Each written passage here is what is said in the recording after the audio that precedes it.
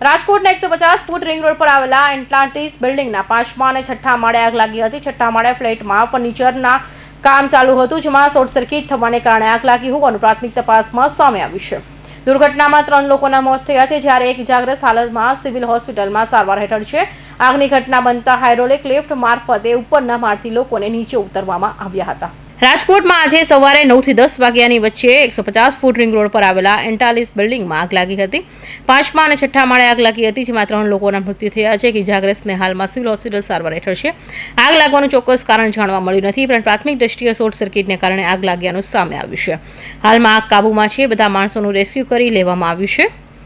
ભરત બોઘરાએ જણાવ્યું કે અમે તાત્કાલિક ઓપરેશનની ટીમને જાણ કરી ફાયરની ટીમ તાત્કાલિક ઘટનાસ્થળે પહોંચી ગઈ હતી। ફસાયેલા આયરીસોનું રેસ્ક્યુ કરાયું હતું। લગભગ 5-6 લોકોની નાની મોટી ઇજાઓ થઈ છે। મુખ્યમંત્રી પ્રદેશ અધ્યક્ષ આખી ટીમ અમારા સંપર્કમાં છે। રાજકોટના 150 ફૂટ રિંગ રોડ ઉપર એટલાન્ટિસ બિલ્ડિંગમાં આજે સવારે ફાયર લાગ્યું 5મા અને 6ઠ્ઠા માળે બી વિંગમાં। જેવી જાણ થઈ એટલે 10મી મિનિટે રાજકોટ કોર્પોરેશનની ફાયરની સમગ્ર ટીમ ઘટના સ્થળે પહોંચી ગઈ હતી। તંત્રની કામગીરીના કારણે લગભગ અડધો કલાકમાં આગ કંટ્રોલમાં આવી ગઈ। ઉપર 8મા માળથી 12મા માળ સુધી લગભગ 50થી વધારે લોકો રહીશો ફસાણા હતા। એમને રાજકોટ કોર્પોરેશનની ટીમ ક્રેન અને ફાયરના સાધનો દ્વારા એમને હેમખેમ પાર કાઢવામાં આવ્યા છે।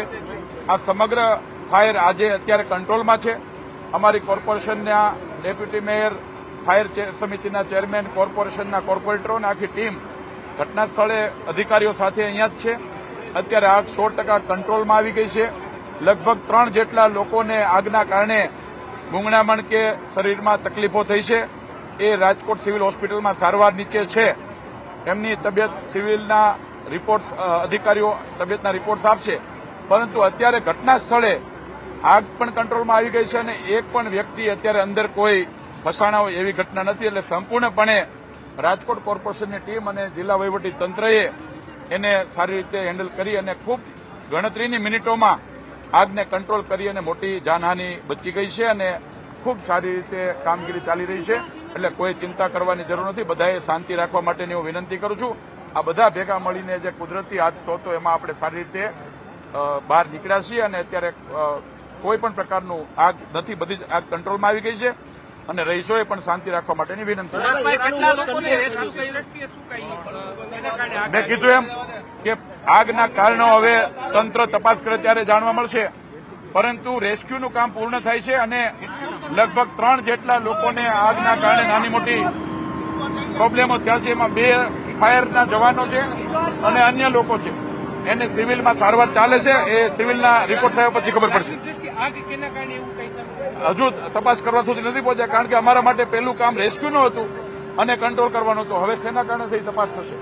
30 વર્ષીય અજાણ્યા પુરુષ આજે સવારે 10 વાગે પોતે બિગ બજાર સામે એન્ટાલિસ હાઇટ્સમાં હતા, ત્યારે કોઈ કારણસર આગ લાગતા પહેરેલ કાપડે આખા શરીરે દાઝી જતા હોસ્પિટલમાં ખસેડવામાં આવતા ફરજ પરના તબીબે 14 માર્ચને 10:54 વાગ્યે મૃત્યુ પામ્યાનું જાહેર કર્યું છે।